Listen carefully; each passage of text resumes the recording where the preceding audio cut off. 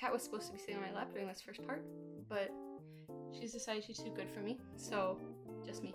Hi, it's me, Renichu, and today we're going to be taking a look at my digital art process. I'm not a professional artist by any means, but I just draw so much, both for my program and for personal projects, so I thought it'd be fun to take a look at my process.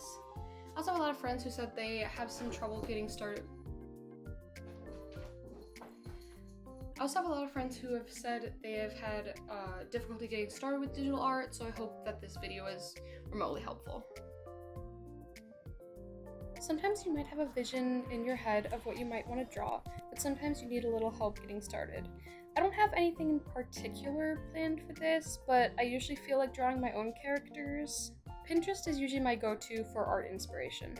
I have this huge art board with different poses and styles that I might want to incorporate into my work.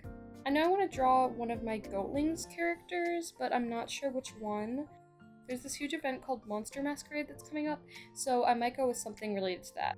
I'm really excited for this AD to come out, Cursed Ferryman, so I think I'm going to go down this direction. So I'm using Clip Studio Paint. I've just went ahead and pasted a lot of inspirations that I found from my Pinterest board onto this canvas. And I'm just kind of taking notes about like what I like about each art inspiration. So for this first one, I really liked the pose. It gave me a lot of good ideas. For this one, I really liked how the face was pretty angular, and I liked the shape of the eyes. I just love this piece in general. I really liked the proportions, and I also really liked the shape of the eyes. I didn't really end up going with something similar in that final piece, but I still loved it. And then those two, I just wasn't feeling it. And then this piece, I liked the shading. I think it looks like Yuki Soma as like a vampire or something. So now that I have my inspirations and references planned out, it's time to start drawing. I start off by using a thicker, slightly transparent brush. This brush, Soul, which I got off of Clip Studio Assets, is what I use for mainly everything. I've actually made a few different versions of the brush for different purposes, so I'm going to use this one for sketching and lining and basically everything. And then it's time to line. My line work process is probably more chaotic than the other artists. I don't really like to do solid even lines, but I like to give it more of like a slightly sketchy finished look. And my hand is sometimes pretty unsteady due to my health issues, so this is just what tends to work best for me. I don't know if you can see it, but yeah, the lines are pretty sketchy. It's kind of like somewhere between a sketch and line art, but I end up using most of these lines for the finished product, so I refer to this as my line work when I do the thinner lines.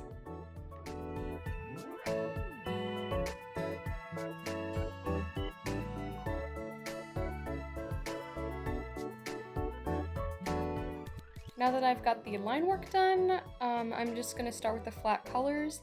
I don't really start with an initial palette when coloring, though maybe I should. I kind of just throw, random colors at the piece and see what sticks. Sometimes I do an underlayer. I do that later, actually, in this, when I realized that I was supposed to do an underlayer. And that really helps see, like, what hues I want to focus on. If I'm doing fan art, I rarely ever use the colors from the source material, as I like to do really fun palettes, but for this one specifically, I did use a lot of colors from the original AD, and then just kind of, like, adjusting them and making them more my own. And now we're getting to my favorite part, which is shading. Recently, I fell in love with this watercolor brush that I found in Clip Studio Assets. So as you can see, I go in with lighter and darker colors, and then use the blend tool if I need to, which actually I used it a lot during this piece, and I actually really liked how it turned out. And here I'm just adding some finishing touches, working on the lighting, and adding this like kind of atmospheric thing, adding my watermark, and probably going back and fixing things.